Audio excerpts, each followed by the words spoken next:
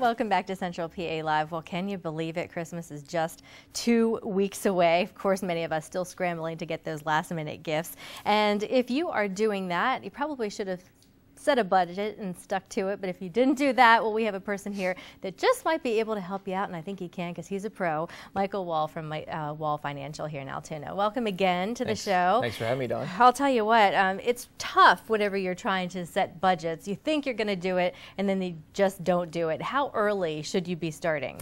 Well, you probably should have been started already. Yeah, if you're not. If you're not, then you want to start now, certainly. And, Christmas time, it's a fun time of year. You get excited, all the advertising and everything that goes on, and of course connecting with everybody. It's almost like you're on vacation. You know, when you go to vacation, you kind of get that mentality that I'm on vacation, I'm just going to spend some money. You know what I mean? And that can sometimes happen at Christmas time.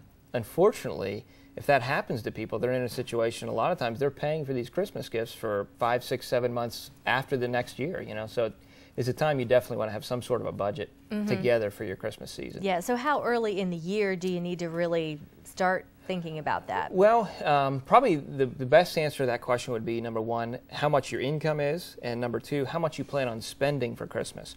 Probably the best question you want to ask yourself more than anything is, how much do I want to spend this year on Christmas? A lot of times the old story of, if I buy a present for you, then you kind of feel obligated to buy a present for me. And sometimes we may not need to buy presents for everybody that we know. So I think that's the first thing, is evaluate really, who do you want to buy a present for? I have 4 kids. My oldest is 4, and sometimes he'll come home from school with just a little art drawing. And, if he did something like that for me for Christmas, that's more than any kind of a present that somebody could buy. So sometimes just the simple things are best as well. So first determine how much overall you want to spend, right? Depending obviously upon how many people you want to buy presents for. And then when you determine that, figure out how much per person you want to spend on each person. And then we're going to go real old school with you and grab an envelope, right? You get an envelope and put the cash in the envelope for that particular person. So if I'm going to buy a gift for Dawn, say I want to spend $3,000 on. Of course. Say I want to spend $30 or $50 or whatever on Dawn this year, right? So I'm going to take that money and I'm going to take that cash and put it in the envelope with your name on it, right? Along with other people. So that way, when I go to the mall or wherever I'm shopping and I get excited about, well, I was going to spend $30, but I found something for $42. On the credit card, it's real easy to do that. Right. Whereas if you have cash and you see that the envelope's empty, you might be a little bit more inclined to say, I think I'll stop here. Does that make sense? Yeah, it definitely does. It definitely does. So what if you don't do that, and at this point you're starting from scratch? Is it too late right now if you're doing, because we only have 2 weeks left? I know.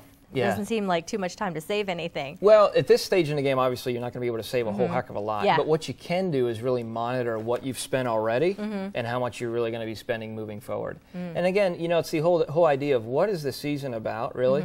And what's that time? For me, it's about getting together with family, understanding what Christmas really means. Right. And really kind of connecting that way. And that means a whole lot more a lot of times than just gifts that, we live in a world where we have so much, so sometimes buying things aren't necessarily necessary. Yeah, of course, it's definitely easy to get caught up in that. So are there alternatives to spending money? You mentioned, drawing from your kids, but, the kids might not go out shopping, and they may not need a big budget if their allowance isn't so big, but what else could you do? I think a great idea, just think if there's somebody, a relative or a friend that you've known for several years, that you've really enjoyed their relationship, and so this year you say, what I'm not going to do is I'm not going to buy them something tangible, a gift. What I'm going to do is I'm going to sit down and I'm going to take a half hour or whatever and just think about that person. What have I appreciated? What have I learned from them over the years? What are some things that I've drawn from them that has caused me to be a better person?